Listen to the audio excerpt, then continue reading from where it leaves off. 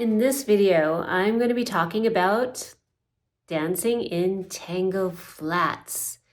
It's something that I think a lot of followers don't even talk about because we just follow with our heels up in the air because that's what most all the tango instructors do, and this is what you see at milongas, and this is just what is done. I had my eyes opened a while back when I was dancing with a really good teacher in town. And I had practiced with him for a long time, and I would dance in my flats, but with my heels up in the air, as I thought one was supposed to do. And my balance is very good. I'm an ex-professional ballet dancer. So I had, I thought really good stealthy dynamic when I was dancing that way. And finally one day he said, "Could you just put your heels down?" And it was a shock. It was like, really? That seems like cheating. He's like, no, just put your heels down. And so I danced just going through my foot. I thought, wow, this is really easy. And he just said, oh my God, that feels so much better. And it was a revelation to me. It really opened my eyes to start rethinking about how I dance in flats. And as a physical therapist, I started thinking, my gosh, this makes so much more sense to dance with the heels down using the foot just as I would in a pair of tango heels. In tango heels, we don't stay up on our forefoot the entire time. We put the heel of the tango shoe down, even if I'm wearing a 4-inch pair of heels. So why would I keep my heels up in the air when I'm wearing flats? It kind of defeats the purpose. So anyway, I'm going to present the reasons why, both aesthetically and biomechanically, that you should rethink about how you're dancing in flats to allow the heel to come down and to use the heel for weight shifting. I'm also going to put on a pair of tango heels to show you the difference between and the similarities between dancing in a pair of heels versus a pair of flats. So hopefully this will get you thinking a little bit and help you dance with less pain and better form. Okay, I'm here with the base of support of my tango body, which is my feet. When my whole foot is down, this whole area is my base of support from toe to heel. If my heels are up in the air, my base of support is shifted just to over the forefoot area. So if I'm shifting my weight, I have very little play forward and back. If I shift my weight when my heels are down, my base of support is much larger, ergo much more dynamic.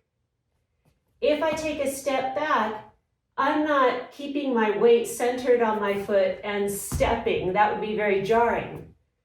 I am shifting my weight from my midfoot to my forefoot as I reach, then to my heel as I step back. When I step forward, conversely, it's like a wave through the standing leg. On the right foot, I'm shifting my weight forefoot to my heel, midfoot, forefoot again to step forward. So it's that shifting to the forward and back of the foot, whether you're on both feet or usually tango, we're on one foot leading, that is going to give us the most dynamic, which is going to give us better ability to change directions. And if you've ever led, we know that we start one direction, no, there's someone there, we need to go another direction. If your heels are down, you're ready to go, you're more like a cat. If you're up on your toes, that dynamic is much reduced because now my base of stability is just over the forefoot. Even if my feet are barely, or my heels are barely off the floor, again, my base of support is very limited here. So I'm already over my forefoot to step. Puts a lot of pressure on the anterior knee there when my heel is up in the air. If I'm in an actual tango heel, that is going to help support that knee. So lifting the heel up in the air, a lot of pressure on the anterior knee when I do this back step.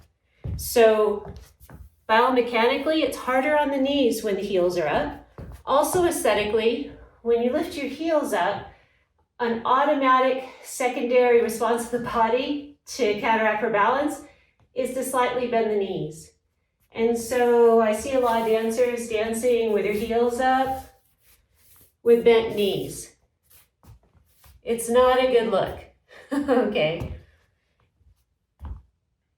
Now, if you think you're balanced with your heels up in the air and there is no problem dancing tango and you're not putting any weight on the lead, I would challenge you to do some tango drills For one song, I want you to dance just one tango song, keeping your heels up in the air, thinking of like, I'm going to go to a cross.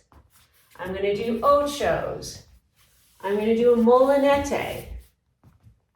I'm going to change direction. I'm going to do a boleo. I'm going to do a boleo the other way.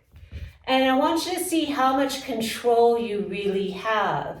You'll find that even the best balanced dancers will still take some hesitation to find their way to get to the next step that is led.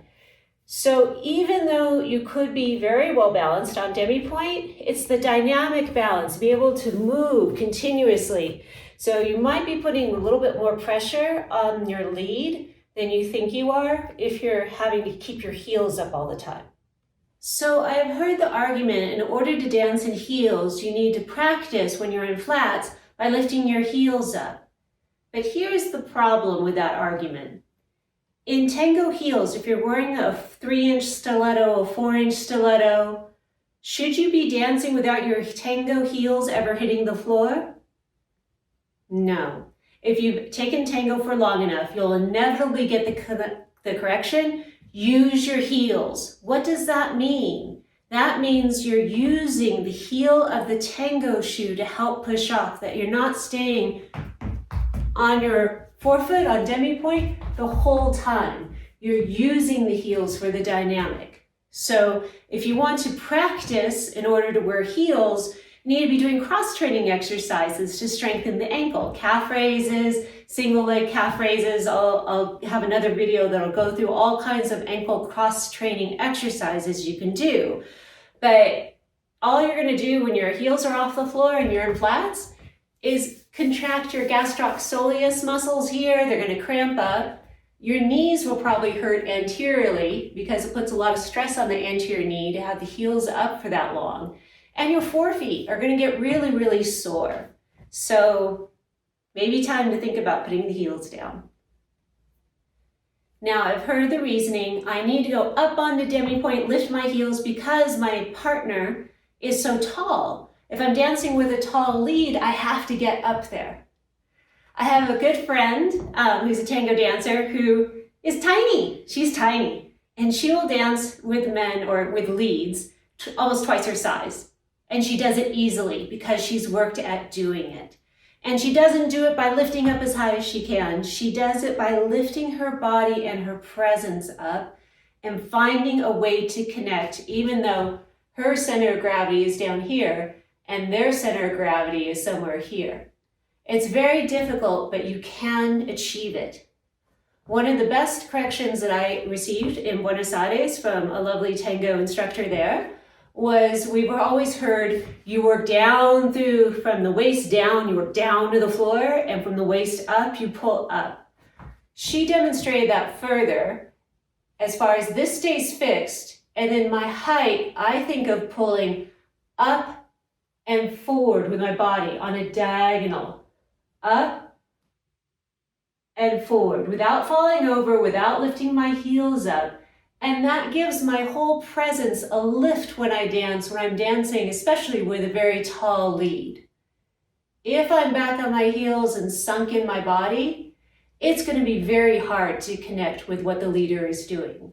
So just adjusting your posture can help accommodate for a height difference so you don't have to raise up to your tiptoes, which is just going to make you unstable.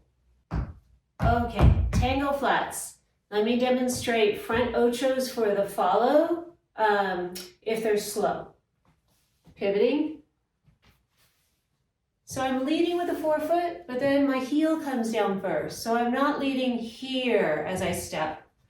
I lead forefoot, heel. Forefoot, heel.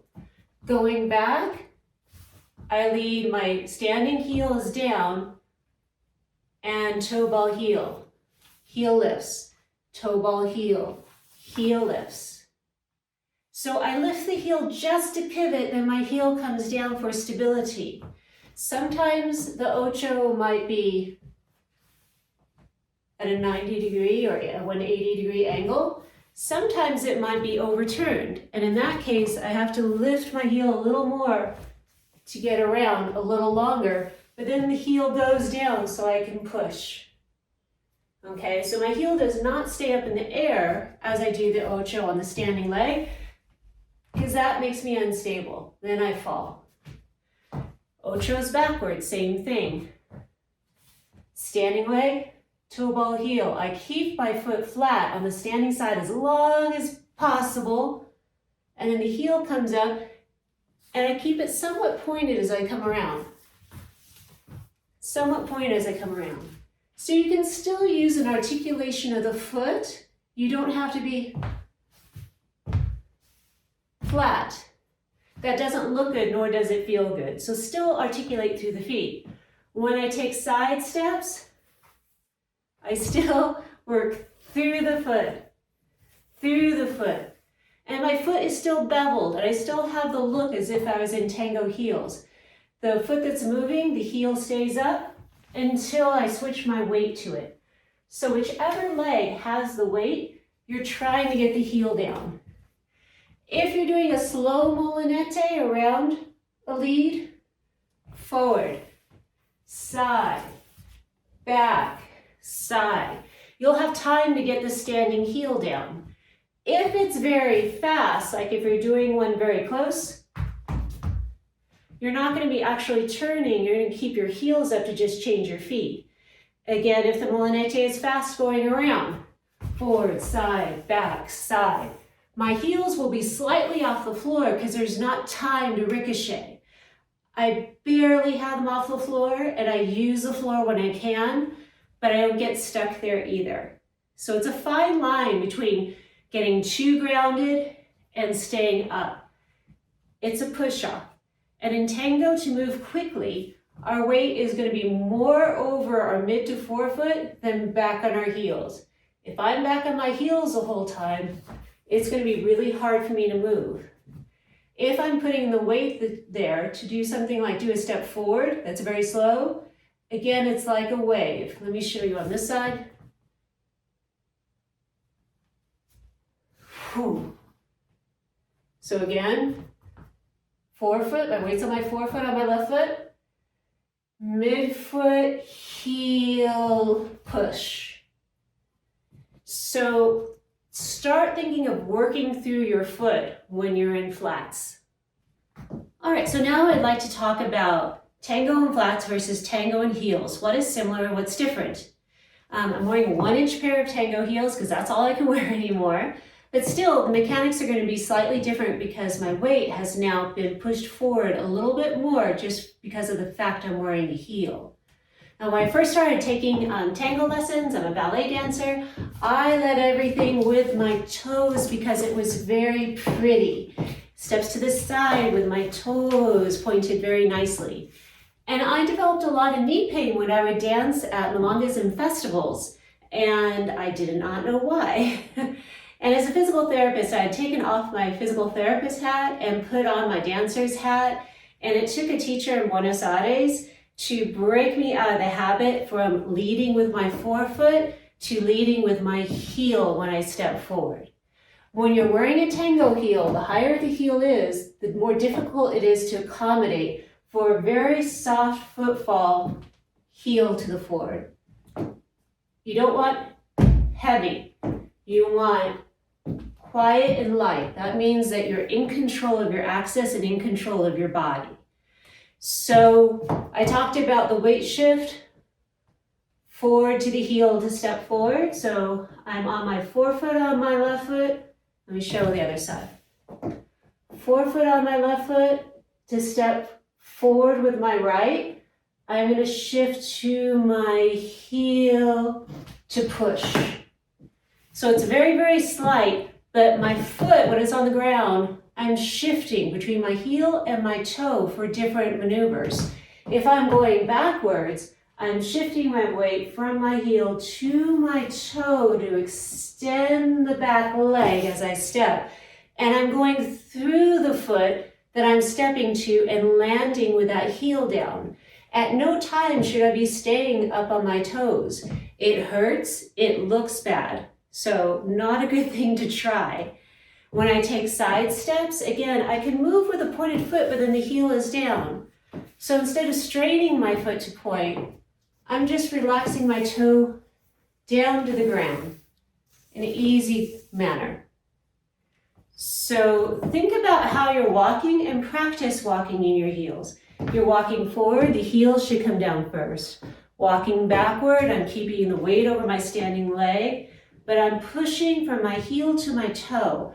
And I find that when I'm dancing at my best, I can feel that happening really well grounded, and it feels really good to a lead. When I step to the side, I'm very slightly translating the weight over my lateral foot, and then it goes from my medial foot to my lateral foot on the receiving side. Again, I go out over my lateral foot a little bit. I'm not spraining my ankle. It's with my foot on the floor. My weight is just shifting a little bit to the lateral foot. When I arrive, I'm arriving over my big toe. Not flat. Big toe first, medial foot, shifting weight over as I change. So that's slow motion for things like Molinetes and ochos. But start thinking about when you step forward, getting the heel down first. And this should be the same thing that we're doing when we're wearing tango flats.